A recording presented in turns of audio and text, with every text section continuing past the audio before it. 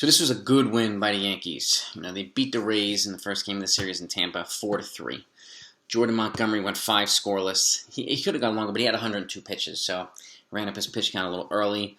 They made him work, but he still went 5 scoreless. So he's been really, really good lately, and he deserved to get the win, just like he deserved to get the win last time. Unfortunately, the bullpen didn't, follow through for him, and they were close to, blowing it again today, but they held off.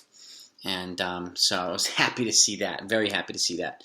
On the offensive side, Greg Allen had a double early on. I think it was the second inning, and then DJ drove him in with an RBI single opposite field.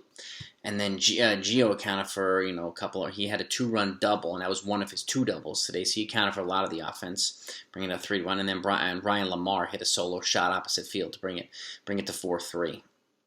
And bring it to 4-2, excuse me. And then Tampa scored a run, make it 4-3. Scored it off of Zach Britton. It was a ground rule double, but I think it was a Rosarena. And so it was, you started to get nervous there. And then when Chapman came in, you got a little bit more nervous. But he came in, he shut them down in the 9th and held them off for the win. And the Yankees took a good win over a really good Rays team. And they held Nelson Cruz in check as well, 4-3. So we'll take it.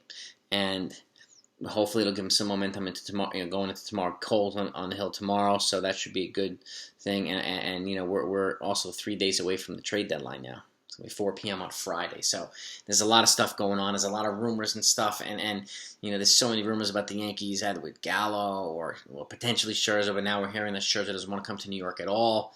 So it sounds like he's preferring to stay on the West Coast, potentially in the National League. So Giants, Dodgers, and Padres are his most likely destinations, but you never know.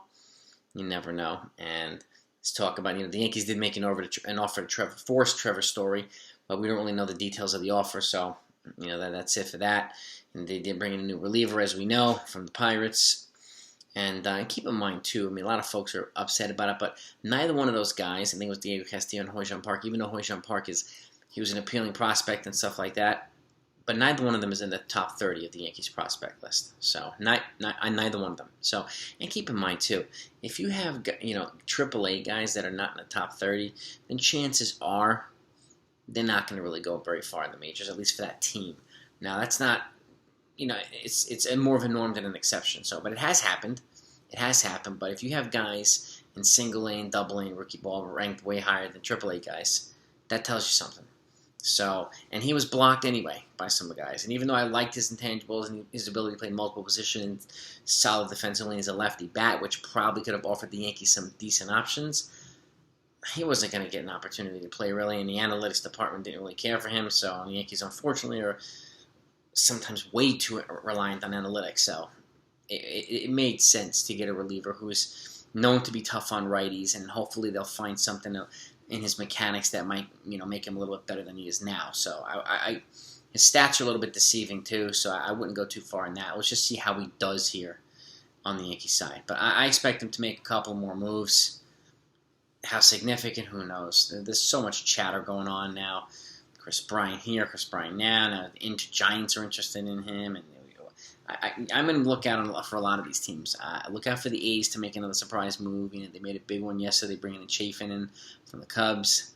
That's a good relief move right there. And, nothing crazy today. Tyler Anderson was supposed to get traded to the Phillies today.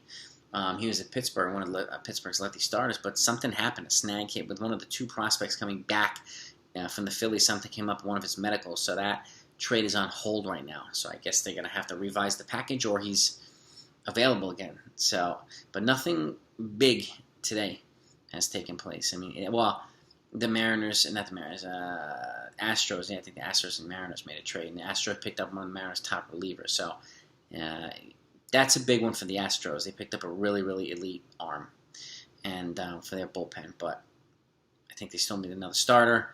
But they're still in first place, and they're making improvements. Marginal improvements, but still improvements. So, and this is something that the Yankees need to do. So far, they got a reliever. And, Judge is back now.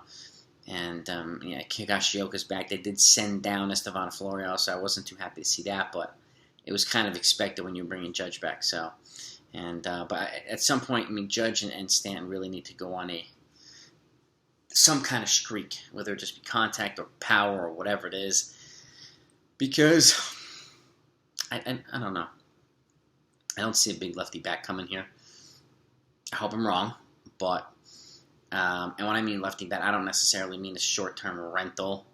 You know, I mean potentially a good contact hitter who can be here controllable for years. That's, I think, the route the Yankees should be going, getting a few controllable players, even if they move assets. And like I said the other day, I didn't mean move all 4 of those relievers, but those are the 4 most movable relievers, so they can move, 1 or 2 of them and still be good and not lose much in the bullpen. And I mean, there are teams that will overpay for a Johnny Loaizaga, and he was solid today, or Chad Green, or whatever. There are teams that would overpay for them because of the team control they have. But we'll see what happens there. But all in all, good win for the Yankees. I'll keep you fed in on the rest of the stuff. I got some more videos coming that you're going to enjoy. So I'll talk to you then.